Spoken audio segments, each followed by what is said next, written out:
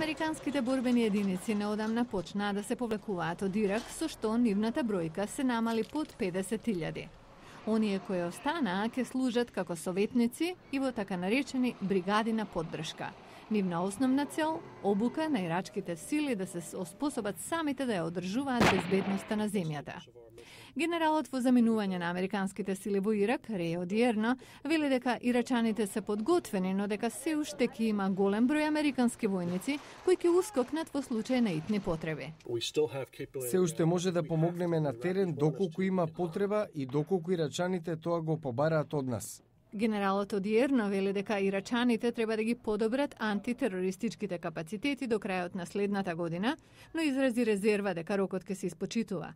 Пензионираниот генерал полковник Джеймс Дубик во тој контекст вели: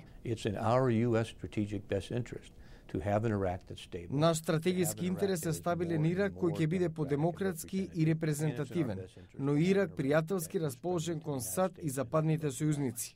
Майкл О. Ханлон од институцијата Брукингс вели дека потребите на ирачаните ќе се зголемат кон крајот на следната година, кога со билатералниот безбедносен договор сите американски војници треба да заминат.